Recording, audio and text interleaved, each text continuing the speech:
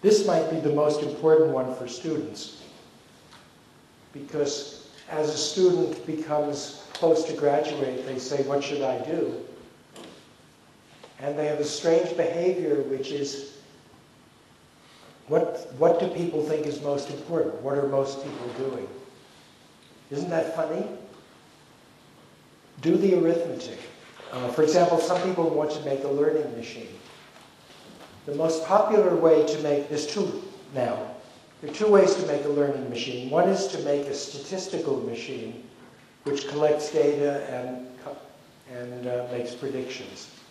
The other is to make a neural network which makes connections like the old association of idea. If this is followed by that, you make a stronger connection. You put a little wire in or make the resistance lower. So now there are, I'll say 10,000, but in fact there are probably 50,000 people on this planet Earth who are professionally trying to make neural networks better. And there's about 50,000 people doing statistical learning for some problem, maybe for steering a ship, for controlling a helicopter, for routing in a telephone network. So let's say there's 10,000 people in this field. Well, I know the field of neural networks fairly well, and there have been 10 good ideas in the last 10 years. 10 good new ideas. That's a lot.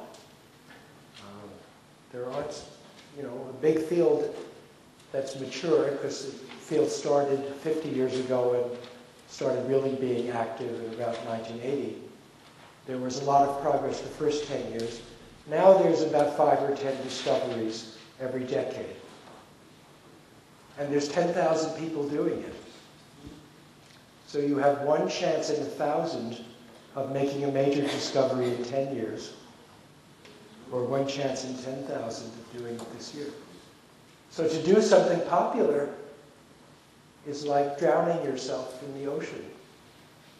All right, you might make a little money, but in 20 years, those neural networks will be replaced by locally something functions, or they'll be replaced by a new kind of genetic algorithm, and your job will go away. So the more people in it, the more likely the field is to disappear. But I talk to all these students, and they always say, what's the most popular field? What's the easiest to get a job in? Well, it's the easiest to get a job in and the easiest to lose the job out. Okay, but if you do something that nobody's supporting, that's very bad. How do you fix it? Well, you find 2 or 3 people who are doing it. In the field of neural networks, there was a young man named Geoffrey Hinton, who was in Ottawa. And in the 10 years from 1985 to 95, Geoffrey Hinton all by himself got 10 big new ideas. Prodigious. He was sort of half of that whole community. Good mathematician, great imagination. Well, of course I went to see him, even though I wasn't looking for a job, but I wanted to meet this. But if you're a student and you see a field that is not so occupied, and in 1985 it was not, then you want to find the person who's good at it and do what I said before. Go and see him and hang around, see if you can learn to think how he thinks.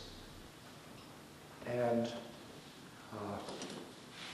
but students come to see me because they say, oh, I hear that you're one of the leaders in artificial intelligence. And I say, well, which of my theories do you like? And they look funny. Never go to see a professor unless you've read his first paper and his most recent paper. It's crazy. You want to impress the guy and you say, I won I was head of the soccer team, I gave to charity, I can sing Gilbert and Sullivan, I took all these courses. But you come and you don't show any evidence that you understand what I'm interested in. All these people come and visit all these professors. They don't even have the idea maybe they should read the professor's paper. It's on the web. If they read it, they'd say, this is a terrible person. I'm not going to waste my... I mean, reading the paper can tell you this is the wrong person, too. It certainly can tell you that you don't know enough. But it's likely to tell you that this guy is a faker. He's bullshitting. So the first and last paper, maybe one in the middle.